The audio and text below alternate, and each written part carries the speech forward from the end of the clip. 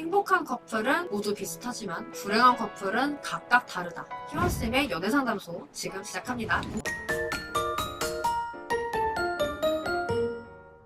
오늘은 어떤 사연이에요? 장거리 이별로 헤어지신 분인데요. 대학생 때부터 계속 한 사람만 만나고 친구들도 많은 성격이 아니어서 얘기할 곳이 없다 보니까 이렇게 여쭤보게 되셨다고 하는데요. 장거리 연애는 결국 헤어지게 되는 거냐는 질문 남겨주셨습니다. 장거리 연애 보통 어떻게 헤어지나요? 보통 자주 싸우다가 헤어지거나 혹은 중요한 순간 있잖아요. 연인이 꼭 옆에 있어줬으면 하는 시기들이 분명히 있는데 그 순간에 옆에 못 있어주는 경우가 될 수가 있죠. 그럴 때 생각보다 빠르게 이렇게 정이 떨어져요. 그리고 서운한 거 있을 때 장거리다 보니까 카톡 전화로 얘기를 다다다다 하다가 이별하는 경우가 많습니다. 장거리 기준이 있을까요? 사실 장거리 연애가 문제가 되는 거 결국 자주 만나지 못하기 때문이잖아요. 중요한 대화들이 빨리빨리 진행이 됐을 때는 게 딜레이 되는 거죠. 또 서로 만날 접점 자체가 다른 커플에 비해서 부족해지다 보니까 틈새로 다른 사람이 껴들 여지가 생겨나요. 그럼 이건 사실 거리가 문제가 아니라 데이트 횟수가 문제인 거예요. 예를 들어서 같은 동네에 살아요? 그럴지라도 우리는 2주에 한 번밖에 데이트를 못해요. 그럼 이건 장거리로 들어간 게 맞고, 그리고 만약에 뭐 나는 한국이고 너는 일본이에요. 우리가 보통 생각하면 이거는 해외 장거리잖아요? 하지만 우리가 만약에 비행기를 차처럼 타고 다닐 수 있어요. 그래서 주에 2, 3회 이상 데이트가 가능하다. 그럼 이건 장거리로 볼 이유가 없는 거죠. 이런 장거리 연애에서 신뢰를 주기 위해 꼭 해야 하는 방법 같은 게 있을까요? 사실 대화가 진짜 중요하거든요. 어떤 커플이든 대화가 안 통하기 시작하면서 관계가 망가지기 시작해요. 그리고 모든 커플이 좀 기억을 하셔야 되는 게 우리가 대화에 집중해야 되는 시간이 하루에 67분 정도거든요. 데이트를 포함한 부분이다 보니까 장거리 커플은 사실 그렇게까지 하기가 어려울 수 있어요. 그럼 장거리 커플은 최소 몇 분을 집중해야 되냐? 25분은 집중하셔야 돼요. 그리고 25분을 쓸데없는 걸로 채우시면 안 돼요. 되게 중요한 게 따로 있거든요. 가장 중요한 건 일단 공감해주는 거, 그리고 상대분의 편을 들어주는 거. 서로 서운한 게 만약에 있다면 이거를 좀 풀어주려는 대화. 특히 장거리다 보니까 다음번 약속이 되게 중요하잖아요. 그럼 어떻게 만날지, 만약에 만나지 못하는 경우가 있을 수 있어요. 그러면 말없이 시간이 해결해주겠지 뭐 이런 식으로 넘어가는 게 아니라 정확히 왜 못 만나는지, 어떻게 할 건지 이런 부분들에 대한 얘기가 분명히 들어가야 되는 거죠. 근데 이런 이야기를 스킵하고 오늘 있었던 얘기 줄줄줄 하거나 오늘 서운했던 거 다다다 하거나 그런 식으로 대화 시간을 허투루 쓰게 됐을 때 이런 얘기들을 하지 못하게 되면서 관계가 망가지는 거예요. 약속에 대한 건 진짜 생각 못했는데 네. 생각을 많이 하면서 연애를 해야겠다? 연애도 진짜 설계라니까요. 게임에서 보통 이런 거 많이 하거든요. 다음에 뭘 할지 생각하면서 좀 해라. 연애도 너무 중요해요. 왜냐면은 그 부분에서 마음이 식는 분들이 되게 많아요. 미래가 안 그려진다라고 생각하시는 분들도 되게 많이 계시고, 우리가 만나고 있다고 해서 안심하면 안 되는 거예요. 사실은 내 곁에서 이 사람이 덜 행복하면 혹은 안 행복하면 다른 사람이 충분히 낚아채 갈 수 있어요. 사실 연애가 의리로 하면 너무 편하고 좋은데 연애가 의리가 아니잖아요. 장거리로 그곳에서 또 새로운 인연이 탄생할 가능성이 좀 높지 않나? 당연히 그럴 수 있죠. 말씀드렸던 게 우리가 장거리다 보니까 만날 접점 자체가 적어질 수 있는데 이 상황에 껴들 수 있는 여지들이 생긴다라는 게 그 의미예요. 한 사람이 연애에 낼 수 있는 시간이라는 게 존재하거든요. 예를 들어서 카톡할 수 있는 시간, 전화통화할 수 있는 시간, 데이트할 수 있는 시간이라는 게 정해져 있는데, 그러면은 이 시간을 내가 사실 점유하고 있지 못하면 누군가 그 시간을 낚아채 갈 수 있어요. 그리고 나와의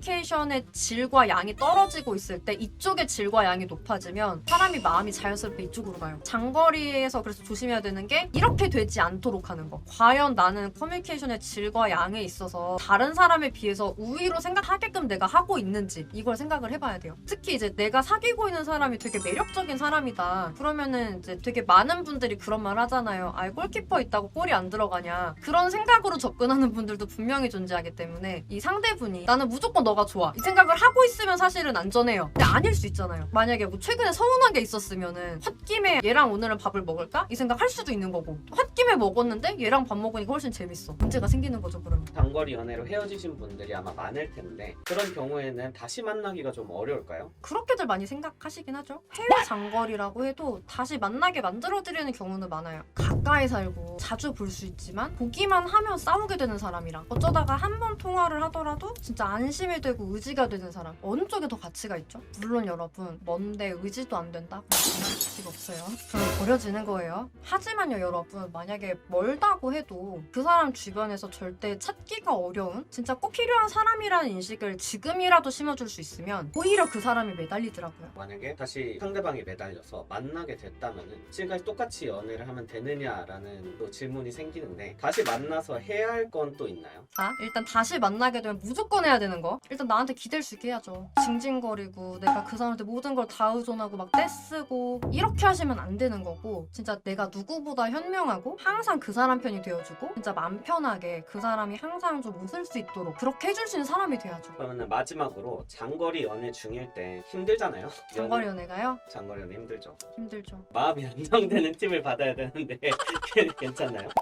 이미 마음이 생겼고 내가 이 사람한테 애착이 생겼으면 어쩔 수 없는 거잖아요. 자, 진짜 꿀팁. 멀면 흔한 사람 말고 절대 놓치기 싫은 사람이 되라. 그게 되면요, 그 사람 옆에 누가 알짱거리든 사실은 신경 쓸 게 없어져요. 진짜 불안할 일이 없어요. 나만 한 사람? 에이, 이거 어떻게 찾아? 이런 생각이 나한테 있으면 그럼 사실 장거리는 아무 문제가 안 되거든요. 오히려 그 사람이 날 불안해해야죠. 영상 보고 아 진짜 오늘 이거 내 얘기 같다, 공감 가시는 분들 계실 거예요. 어떻게 그 사람 마음 돌리지? 이게 고민이신 분들도 계실 거고, 그런 분들은 여기 고정 댓글에 링크 있어요. 그쪽에 상황 좀 자세히 보내주시면 좀 찬찬히 보고 같이 응원 드리겠습니다. 그리고 오늘 영상 좋으셨다고 하시면 좋아요, 구독, 댓글, 알람 설정 부탁드릴게요. 여러분 행복한 연애와 결혼 생활 진심으로 응원 드리겠습니다. 안녕.